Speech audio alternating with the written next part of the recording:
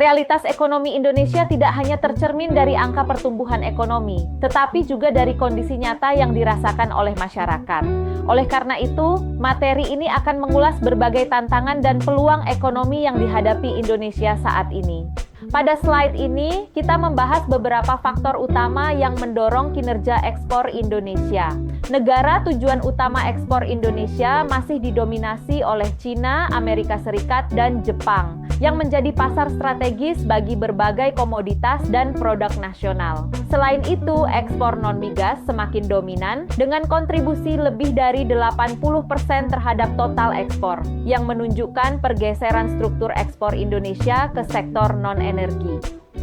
Dari sisi pelaku usaha, UMKM berkontribusi sekitar 15,7% dari total ekspor Indonesia, yang menandakan peran penting UMKM dalam mendukung pemasaran dan daya saing produk Indonesia di pasar internasional. Namun, terdapat beberapa tren dan tantangan yang perlu diperhatikan. Sektor pertambangan seperti nikel dan batu bara masih menjadi penopang utama ekspor, tetapi sangat dipengaruhi oleh volatilitas harga global.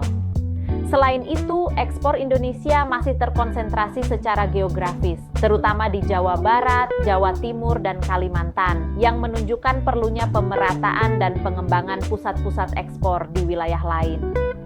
Pada slide ini, dijelaskan tahapan kerja strategi pemasaran internasional yang dilakukan secara sistematis, mulai dari riset hingga penerapan di pasar global. Tahap pertama adalah analisis lingkungan internasional, di mana perusahaan melakukan analisis PESTEL yang mencakup faktor politik, ekonomi, sosial, teknologi, lingkungan, dan hukum.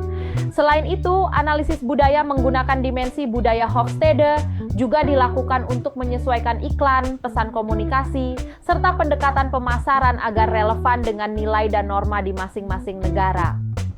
Tahap berikutnya adalah identifikasi dan pemilihan target pasar. Pada tahap ini, perusahaan mempertimbangkan berbagai faktor seperti kapasitas dan potensi pasar, daya beli konsumen, tingkat persaingan, serta regulasi perdagangan di negara tujuan, sehingga pasar yang dipilih memiliki peluang keberhasilan yang lebih tinggi.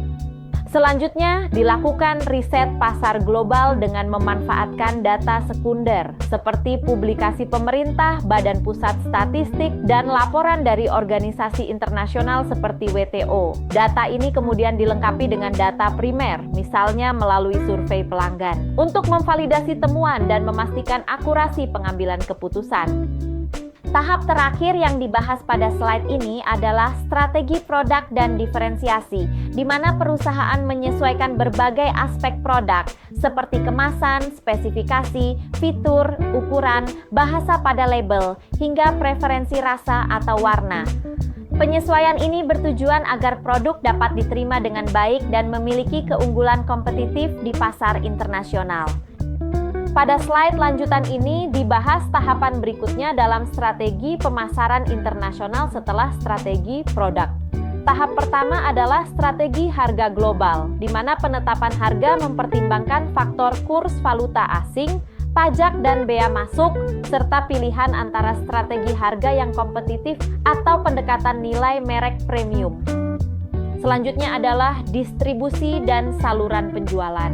Perusahaan atau eksportir dapat memilih berbagai saluran, seperti bekerja sama dengan distributor lokal, memanfaatkan marketplace internasional seperti Amazon dan Alibaba, atau membuka kantor perwakilan penjualan secara langsung di negara tujuan. Tahap berikutnya adalah promosi dan komunikasi global yang mengombinasikan pendekatan global dan lokal. Strategi ini dapat berupa penggunaan iklan digital dalam bahasa lokal, kampanye media sosial, serta partisipasi dalam pameran dagang seperti Trade Expo Indonesia untuk menjaring pembeli internasional. Tahap terakhir adalah evaluasi dan kontrol, di mana perusahaan memantau indikator kinerja utama atau KPI, seperti volume ekspor, pangsa pasar per negara, tingkat pengembalian investasi kampanye pemasaran, serta kepuasan pelanggan, guna memastikan strategi berjalan efektif dan berkelanjutan.